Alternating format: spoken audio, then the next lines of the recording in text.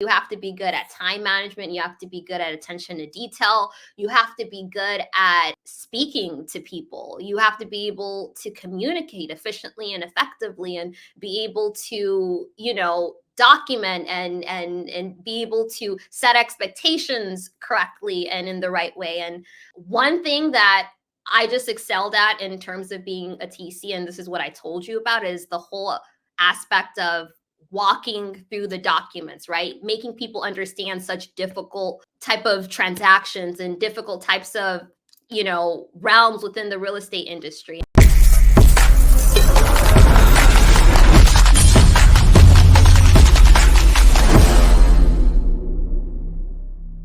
What is up, beautiful people? Episode 107. I am so sorry.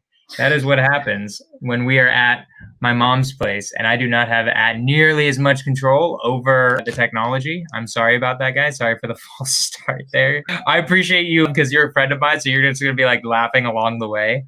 I love it. I love it. You said episode 100 and what? 17. Oh, it is episode 117. It's crazy, right? We've been doing this for a long time. I'm just getting this on Instagram. I literally put the post on Instagram being like, this is where we're doing, and then accidentally got deleted. So it's gonna be fine. It is what it is. We're here now. Good. You're amazing. You are the best TC I know in the game by far, especially creative TC, right? So let's quick. I say that I zelled you before this podcast to say 100%. But you're a really good friend of mine. Obviously, I've known you for years now, like 2 or 3 years when we met at that one time and that Phoenix hike. And yeah, you're an amazing part of Sub 2. This podcast, Skorch the Fears, it's all about getting over fears of starting, right? So before I ask the first question, we're going to ask the question number 0, which is, what's your business? Give me like a quick resume of what you do in real estate for the zero amount of people who don't know who you are. We need to just give a quick resume of like what you do, what you've been doing, all of that type of good stuff. I love it. Yeah. My name is Love Francis. I am a transaction coordinator. Although I now run a transaction coordination business where I have now, Jonah, I'm at 11 team members. So I'm not actively in the business. I'm working on it. And yeah, I'm working on scaling to end of this year. Hopefully we'll have 20 plus team members. And that's kind of the goal and plan, to achieve like the title of this podcast, getting to the 7 figures annually. So yeah, we met in Sub 2. That's the first real estate mentorship I joined back in 2020. And it's so crazy to kind of look at how far we've both come in our perspective journeys. And, just me, I started in Sub 2 not knowing a lick about real estate, not knowing anything at all. And I just had this big dream of wanting to wholesale and make money, and I definitely am not wholesaling now. It's completely different, but the dream is still there, right? The goal and the vision that I had at the beginning of it all, it's still a part of the journey. So I'm really excited to kind of catch you up on, everything that's been going on. And I would also want to hear about your business. I'm really excited for you. 100%. I mean, obviously we're really good friends, so we've known each other for a really long time and all that stuff. But yeah, no, I don't even remember you ever wholesaling. I only knew you as a TC, I'm pretty sure. At least in my head, I completely forgot of you ever wholesaling. Like I only thought of you as a TC, right? And the reason, and it's a good thing too, because you knew yourself, or you at least eventually realized more about yourself that wholesaling wasn't for you, right? I think a lot of people just get attracted to wholesaling because it seems like the easiest way to do it, but it's definitely not the way that's meant for everyone, right? Like it just isn't, right? It was meant for me. It's meant for Munif, right? There's just a certain personality type for it, but it wasn't meant for every single person. So Love, I think one of the best things you can give my audience today is like, why did you choose being a TC?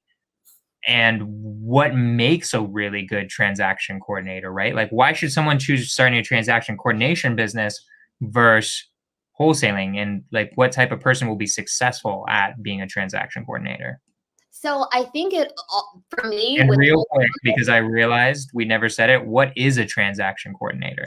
yes. So to define transaction coordination, it's essentially paperwork management, right? It's when it depends on what the TC that you're involved with, what their roles are, because each TC can say, hey, I want to do this and I don't want to do this. This is what I'm doing. This is what I'm not doing. But at Intentional TC, we help you with all of your paperwork needs from beginning to end, whether it's helping you draft it, and of course we it has to kind of be a joint venture because we're not attorneys. I'm not an attorney, but we help draft, we help open escrow. We'll guide you if you've never done your first creative deal. We're here to guide you and really show you what it looks like. It can be very scary, it can be very overwhelming. There's so many nuances when it comes to the correct paperwork that you may need. What are the things you tell parties, to make them feel comfortable? How do you answer their concerns? Creative TC is someone that can help you along the way in navigating, the creative terms and creative transactions. And, for me, wholesaling just didn't work out for me and my personality. I'm not made up to, get yelled at and for people to say no, and the whole negotiation thing. It's just not in my wheelhouse. Like my husband, he gets excited about sales, negotiation, you know, talking to people, and that's just not me. Like I have my superpower, and that is connecting with people. And that's why, what really also made me stand apart in the beginning from other TCs is because I'm really good at connecting with sellers. I'm really good at asking questions and making them feel comfortable, and that's truly what stood me apart in the beginning is my ability to be able to walk them seamlessly through contracts, right? And make them sign the contracts while we're on the phone. And that's what kind of had that word of mouth referral. And that's kind of how I've established my business in the beginning. But like you said, Jonah, right? I came into real estate thinking I was going to wholesale because that's what's marketed, right? When Paige, Jamil, Brent, when they're talking about real estate, they're talking about wholesaling. That's what attracts people to the game. And I was a part of that. I'm like, oh my gosh, it's this easy to make money. All you have to do is call a handful of people and they'll say yes to selling their house, and then you just have to find a buyer, and then you get $5,000 to $10,000. Wow, that's easy. And shortly after, you realize it's not all there is to wholesaling. There's way more. Right. And there's systems and their processes, and there's learning skill sets, there's learning sales, there's learning your market. And a lot of those aspects didn't appeal to me, and that's okay. And I think what is difficult for people is they think that one shoe has to fit all, it has to fit you, and that's not the case. It's about trying multiple things, it's about trying what fits you and what doesn't, but also knowing that it's okay if what majority of people are doing, it's working for them and it doesn't work for you. It's okay. And I think that's a beautiful thing about our community is like we have so many people doing so many different things, whether it's creative, cash, whether it's gator lending, whether it's, private money lending. Like there's just so many ways to make it. And I think that's what I just had to go through, is just finding what that way was for me. And it took a while, but I also think I'm very fortunate. I kind of was in the beginning of the whole TC trend where it just, 100%. people didn't even know about it, right? And then when I was doing it in the beginning, like there were only like one or two TCs, so it was easy The to. exact same way with me and direct to agent. Like we were lucky in the sense that we started early enough in sub 2 where like we could claim certain areas.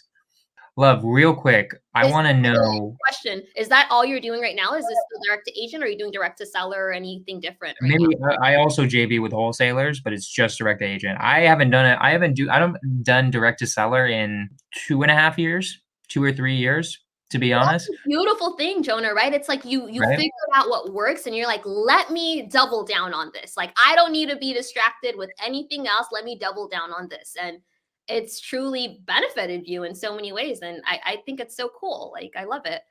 I think it's been whenever that happens, it's always, always, always better, right? Like this is a metaphor that I came up with. This is related to wholesaling and how people screw it up. You do direct to seller, direct to agent. They try to JV with wholesalers. They freaking do Facebook ads. They do so many different things. But if they just stuck to one strategy, they'll actually cross the river they're trying to do. It's like you're trying to cross a river. You see Jamil successful. You see Pace is successful. You see Brent successful. What you do is you try to build they Pace built a stone bridge, Jamil built a brick bridge, Brent built like a wooden bridge, and you just built three third bridges. You built three half bridges, but so you don't cross the river, right? You have to focus in on something. So, Love, I really want to know why TCing? Like, what do you feel like made you really good at being a TC that a lot of people don't have? And what would be the qualities of someone else when they should be a TC? Like, for the person watching who's thinking about it, what makes a really good TC? That's a really good question. And for me, there's multiple aspects to being a TC, right? You have to be good at time management. You have to be good at attention to detail. You have to be good at speaking to people. You have to be able to communicate efficiently and effectively and be able to, document and be able to set expectations correctly and in the right way. And one thing that I just excelled at in terms of being a TC, and this is what I told you about, is the whole aspect of walking through the documents, right? Making people understand such difficult type of transactions and difficult types of realms within the real estate industry, and just being able to just take no for an answer, right? And just figure everything out. And I think the key part to being an entrepreneur is just trying everything until it works, right? And getting stuff to the finish line. And I think that's what people just loved about me is I would do whatever, even me not knowing what the next step is, I would figure it out, whether it's calling 10 different title companies and 8 of them not answering and one of them saying, hey, this is illegal, and then the 10th one connecting with someone who has the answers, right? Like it's just that perseverance. And I think I'm going to be truthful, like I'm not the best TC, and that's why I hired people, right? I hired people who have better skill sets than me in different things, right? Like my team members, when I'm hiring people, I look for people who have traits that are better than mine, right? And that's what I want to build my team around, is people who have complementary skill sets and who also have skill sets that I may lack, right? And being able to build that, and also realizing that there was a demand for it, and knowing like, hey, even if I can't see myself being a TC for the rest of my life, I know that there's a demand for it, and I know I have what it takes to build what people need, right? And being, again, like we spoke about, at the right place at the right time, having the right information. And that's what helped me, and just focusing on that one thing. And Layla Hermosi says this, where it's like, and you kind of talked about it right now too, where in order to get to $1 million, you don't need to be doing a million different things, right? Just focus on the one thing. Have one strategy. Have one method of service, and then have one avatar. You don't need to be doing all the other things, because you're not going to end up reaching your goal. And I think that's the theme of this, right? And that's what's also going to help me reach the 7 figures, is being able to. Jonah, because my business is solely based on referral and word of mouth. And that's how we've been able to scale, right? And now, in order for us to be able to reach a different level, is now I'm adding different methods of marketing, right? Now we're going into the Facebook ads. Now we're going into different strategies to be able to hit different avatars, and that's where I'm at right now. I know that's not what you asked, but it kind of. So I'm really curious. That was even more interesting answer than I thought, though, because what you just said was, I'm not the best TC, right? But you started a TCing business and you knew you could start a TCing business. So that's super interesting in a very different way, right? What was it that you saw the opportunity and then you're like, you know what? I'd just rather make money this way, but I'm going to hire a bunch of transaction coordinators immediately. right? And therefore, I can start a TCing business without me being a TC, but I see the need for it because there wasn't like this whole TC wave that I think Pace started with. I forgot what's the name of the educational program. You probably remember the name of it. I Here. Top tier TC, right? There wasn't that. No, it wasn't thought of as like a business model that much, right? Because Pace wasn't doing it.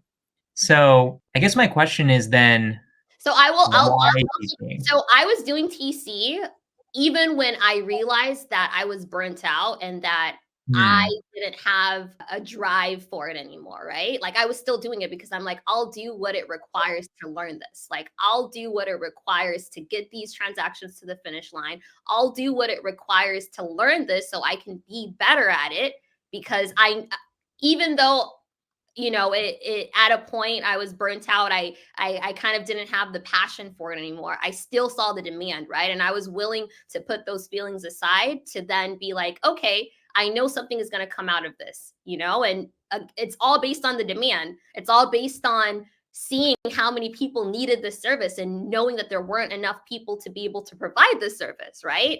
And it wasn't until I got pregnant, Jonah, was when I'm like, man, I need to be able to fully remove myself and I need to be able to bring on more people because in the beginning, my first hire was someone at 20 hours a week and they were just admin stuff, right? They were doing like the organization of the drop. It was just admin stuff. And I was still doing majority of the work until I got pregnant and I'm like, oh my gosh, I just can't do this anymore. Like not only the burnt out, but like I was so sick. I was like throwing up for the first 2 trimesters. I couldn't be on the phone. I couldn't be behind the computer.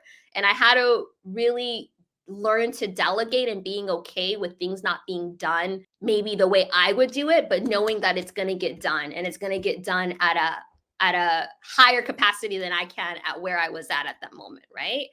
And that's what really started the vision of like, oh my gosh, I can really grow a team and it can be people not in the States, it can be people in anywhere in the world and really being able to find people who I can bring value into their life, but then they also bring value into this business, right? Where there is a demand and where I know that if we continue to just put our heads down and create better processes, create better systems, this business will continue to grow, right? And right now, like it's going to be it's we're not just going to do creative, we're even venturing into just cash, right? With agents. Like that's a new venture that I want to tackle within the next like 6 to 8 months, right? So, yeah. I love it. I love it so much because it's so interesting, right?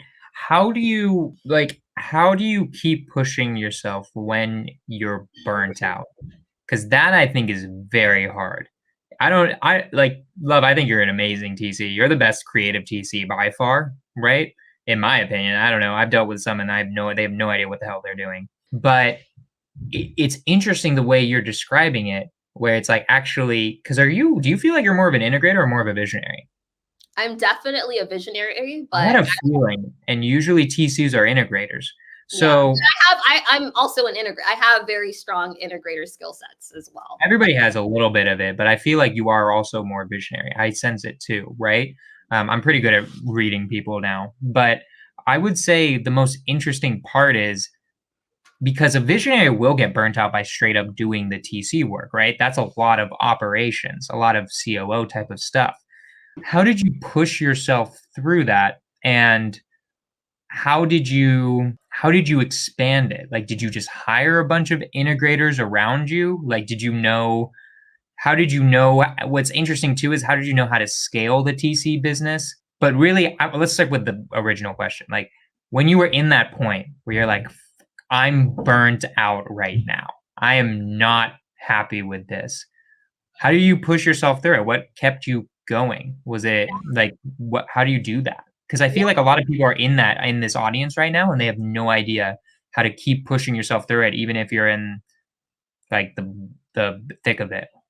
I think my desire to learn and my desire to continue on with my why was bigger than me feeling burnt out and my obligation to people, right? If like I like, at the end of the day, the deal has to move forward, right? Like no matter my birth, like I can just I just can do that. I can just push aside those feelings and just like do what is needed. And what helped me is when I first started to hire people as well, right? Like I mentioned, the first person I hired was admin, right? And I think that what I would recommend to people is when you are bringing on someone and you want to hire someone, like have them focus on everything you hate, have them focus on the things you hate the most, right?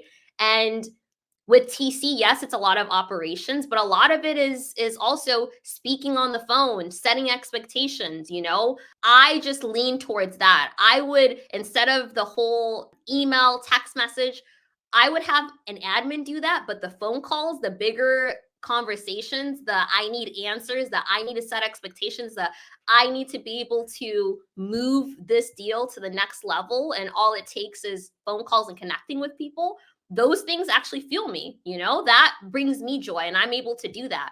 But the whole like the panda doc back and forth, organizing Google Drives, and like I just don't have the patience for that, right? And my first hire was someone who would handle that, and would take care of all of that. And that's what helped me, truthfully.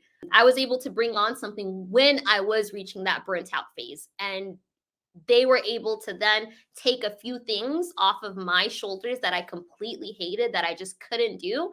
And I would still focus on the money making activities, right? I would still focus on the things to get us to the next level. And that's been my mind frame behind hiring people, is what can they do to be able to take something else off of my shoulders, off of my back? And what complementary skill sets do they have, or that I can push. And I'm also really good, Jonah, at reading people. Like when I interview people, I'm really, really good at knowing what someone's strength is, reading their energy, being able to tell, like, are they a good culture fit? Like I can just easily tell just within the first interview. And of course, I'm not going to hire someone based on the first interview, right? But it tells me a lot. And that's what I would recommend to people is when you're burnt out and you have enough to be able to hire someone, even if it's part-time, have them focus on the things you hate, and for me, I also realized that like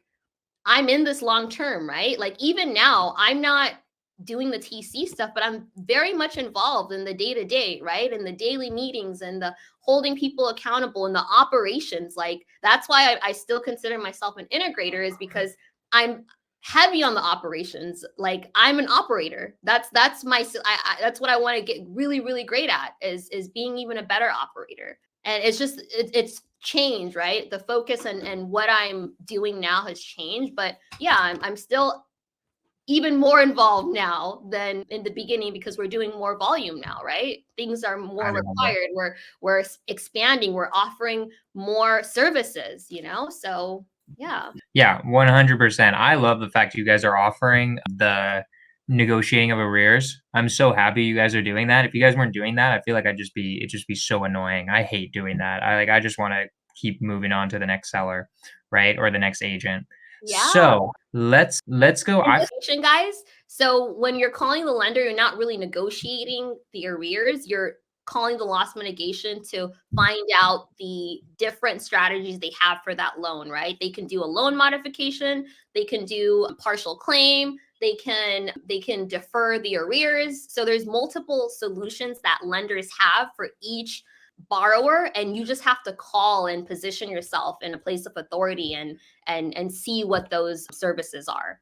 Okay. And But that's why you hire Love and you don't hire Jonah, because I'd call the bank and be like, look, I'm trying to buy this subject to. I don't know if you guys know what that is, but your goddamn arrears need to go down by 40K for me to be able to buy this thing in cash flow. So you guys get your money and I get my money, right? That's what I was going to do, right? But obviously Love knows all the fancy lingo that I have no idea to actually make that happen. You know what I mean? So anyways, did you hear about that? Did you hear about the deal though? Like what's going on? Like which deal? My deal or a different deal? Yeah, your deal. Sort of. What's going on? What is happening with my deal? I mean, it's kind of my deal. It's also Tyler, so I only slightly know. It's something like she's suing her husband, right? Or something like that. Crazy. Yeah. And so I thought also the agent is the sellers, the wife of, because the husband is who you guys are working with, right? Essentially. No. We're working with the wife. We're working with the woman. Oh, okay. I see. I see. So yeah, Tyler has to do some talking to the agents. What No. Tyler told me was that Tyler has to talk to the agent. Right now, the seller is suing her ex-husband, which is like a big issue. So the issue is like if there's a suing happening, apparently you can't do loan mods or anything like that while that's happening. They've already tried it. They tried it before even talking to us. And we were like, yeah, there has to be a loan mod, basically. Like, we have to get these arrears down. Otherwise, you can't sell this place. And right now, the seller's debating what to do. So that was what Tyler told me. I Yeah, think because Mariam got on the phone and we didn't even know that did you know that they tried a loan mod before? That they tried a call? that's Or what Tyler told me. I had no idea. I didn't know they had ever tried that. yeah, I mean, truthfully, though, all like once they do have an answer, we can just call the lender with the seller and get to the bottom of it. It's like a quick call to see their options, you know. But yeah, they still have to contemplate on. So, Love, how can people reach you? You put your IG in here. We're like you. It's hard. You're getting cut off right now. But this is Love's IG. Let's say somebody wants to use you as a TC, which, by the way, guys, I highly recommend it. She has by far been the best TC with keeping up with me on my escrows, making sure everything is done. She's one of the only TCs I trust. Like, okay, I really don't have to stay on you. You've got it. Like, you're going to make sure every single part is done because you're telling me what I need to do. That's when I know I have a good TC is when they're telling me, like, Jonah, you haven't done X, Y, and Z yet. What the hell are you doing? Where are we going to need to close, right? That's a really good TC. So also like just your Slack, your team, like I am insanely impressed. Like I don't affiliate with anybody, right? Like, cause guys, I affiliate. I'm just going to let you guys know, like, it just is what it is, right? There's a code you have to put in, and I forgot the code off the top of my head, which was stupid. I think it's Jonah ITC. Yeah, Jonah ITC. Jonah ITC. So first off, how do people sign up with you? Like if they want to try you out as a TC or use you as a TC or anything like that? Yeah. So you go to intentionaltc.com and then you go to submit a deal. And there's a number on there as well if you want to reach out for any inquiries. We also have our inquiry email, inquiry@intentionaltc.com. You're able to email us and, we're very responsive. But if you're ready to submit a deal, just go to the website, intentionaltc.com, Jonah ITC, and you just hit submit a deal in order to put his referral code. Yeah, 100%. Like if you're getting value, I guarantee if you've got a creative deal, you 100% should put it in there. She's making it. She will do cash deals too, guys. Try it out. You will see how much better it is to do a deal with a TC than without a TC. Oh, yeah. Right? It is 10 times better having them handle all the paperwork and stuff. It's so much nicer. Right. And obviously, Love, you're a friend of mine, but also professionally, I don't let just anybody on this podcast. And the reason is because I was insanely impressed with the 2 or 3 we've done together. Right.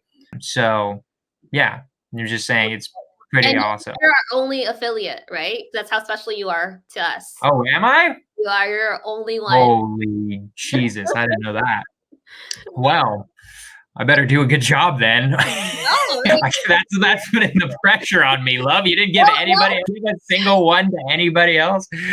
Jesus Christ. I didn't know that. But Love, you're amazing.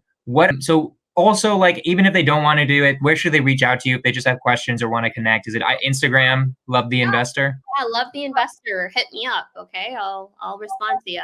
Awesome. Cool. Everybody follow her on Instagram. Do you have a YouTube? Or is it just Instagram right now? It's Love the Investor as well. So Love the Investor on YouTube, on Instagram, TikTok. She's got all the social medias. Hit her up. Love, do you have any last words before I end this? No, thank you for having me on. I'm always so in awe of everything you're able to achieve, and you just look like you have it all balanced. And I know it may not always be the case, but it's not true at all. No, you do though, and yeah, I'm always learning from you, Jonah. So congratulations on 117. You said, right? 117 is episode 117. That's so amazing. That's so admirable. So kudos to you, and thank you for having me on. Awesome. Guys, next week it'll be normal time.